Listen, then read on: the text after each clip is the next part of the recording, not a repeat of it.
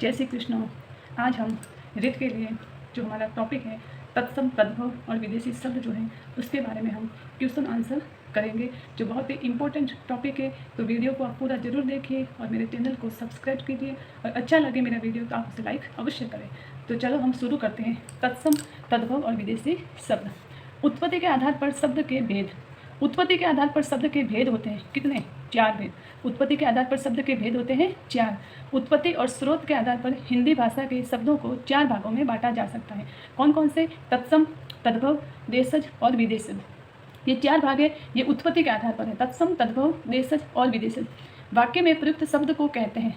वाक्य में प्रयुक्त शब्द को क्या कहते हैं? शब्द, वाक्य, पद या अंग। तो वाक्य में प्रयुक्त शब्द को हम पद कहते हैं। क्या कहते हैं? पद कहते हैं। किसी भाषा में प्रयुक्त उसकी मूल भाषा के शब्दों को, किसी भाषा में प्रयुक्त उसकी मूल भाषा आ गई, मूल भाषा के शब्दों को हम तत्सम कहते हैं। तत्सम, तत्सम यानी संस्कृत के समान तत्सम कहते हैं। क्या कहते हैं? तत्सम कहते हैं। हिंदी की मूल भाषा है। हिंदी की मूल भाषा कौन सी है? पंजाबी, खड़ी बोली, मराठी या संस्कृत? तो हिंदी की मूल भाषा हमारी संस्कृत है। क्या है? संस्कृत। संस्कृत के वे शब्द जो हिंदी में ज्यों के त्यों ग्रहण कर लेंगे, जिसमें कुछ भी परिवर्तन नहीं है, मूल भाषा के जो शब्द हैं संस्कृत के, वो हिंदी में ज्यों के त्यों ग्रहण कर लेंगे, वो कहलाते हैं तत्सम। तत्सम, तत् धन सम यानी उसके समान। तत्सम शब्द में तत् किस भाषा के लिए प्रयुक्त होता है? जो तत्सम शब्द है उसमें तत् किस भाषा के लिए प्रयुक्त होता है? हिंदी, प्राकृत, पाली या संस्कृत? तो तत्सम शब्द में तत् जो है वो संस्कृत के लिए प्रयुक्त होता है।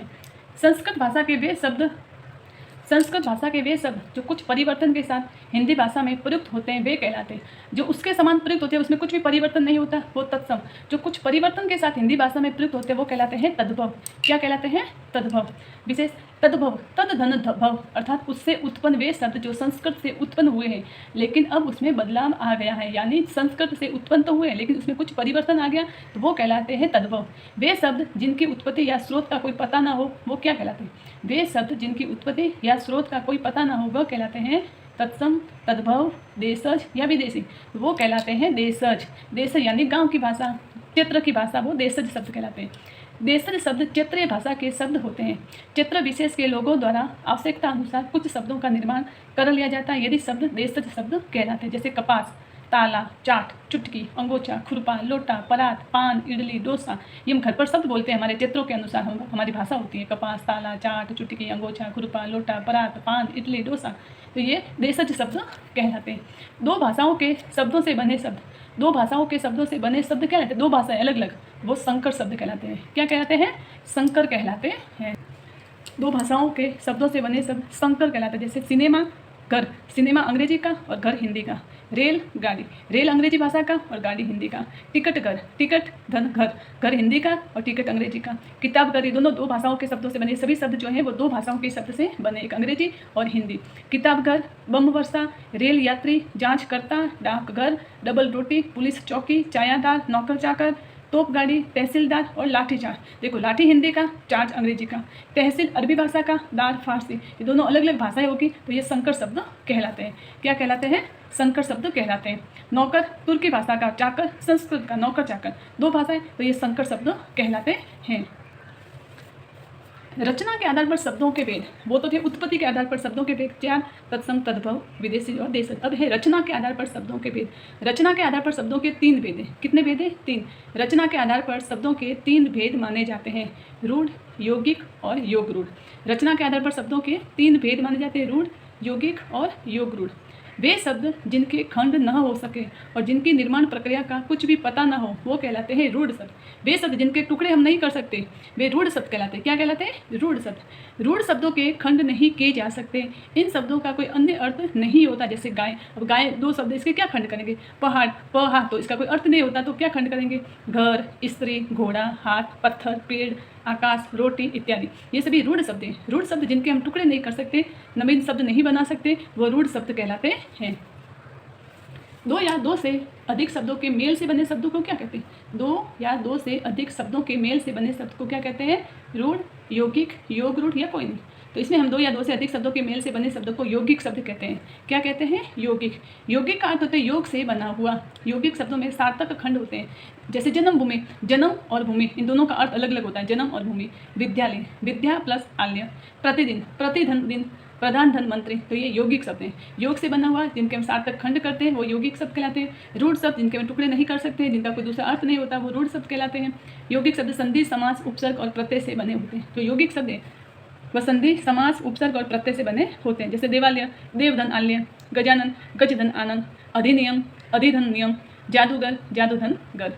वे यौगिक शब्द जो किसी विशिष्ट अर्थ के लिए रूढ़ हो जाते हैं, यौगिक शब्द रूढ़ हो जाते हैं तो योग रूढ़। वे यौगिक शब्द जो किसी विशिष्ट अर्थ के लिए रूढ़ हो जाते हैं कहलाते हैं योग रूढ़। योग रूढ़ योग रूढ़ शब्द सामान्य अर्थ न देकर विशिष्ट अर्थ देते हैं। योग रूढ़ शब्द वे शब्द होते हैं जो दो शब्दों के योग से बने होते हैं और अपने दोनों शब्दों के सामान्य अर्थ की बजाय तीसरा अर्थ देते हैं। जैसा कि बहुवीर्य समास में होता है तीसरा अर्थ देता है, वैसे जैसे लंबोदर, लंब धन उदर, जिसका लंबा उदर है, पेट है, तो उसका अर्थ क्या हुआ? गणेश भगवान, तो ये तीसरा अर्थ हो गया। तो ये बहुवीर्य समास के समान योग रूढ़ होता है। और योग रूढ़ के जो उदाहरण है वो बहुवीर्य समास कहलाता है। पंकज, जलद, गिरधारी, पीताम्बर आदि। वे शब्द जो अन्य देशों की भाषा के लिए लिए गए, अन्य देशों की भाषा से लिए गए वो विदेशी शब्द कहलाते हैं।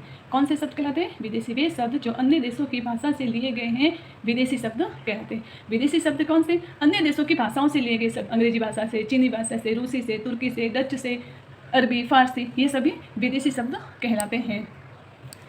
किस क्रमांक का शब्द तत्सम है? अब देखो, मक्षिका, मीत, मुट्ठी और मोर, इनमें से तत्सम शब्द कौन सा है? तत्सम शब्द हमारा है मक्षिका। क्या है? मक्षिका हमारा तत्सम, मक्षिका हमारा तत्सम शब्द है।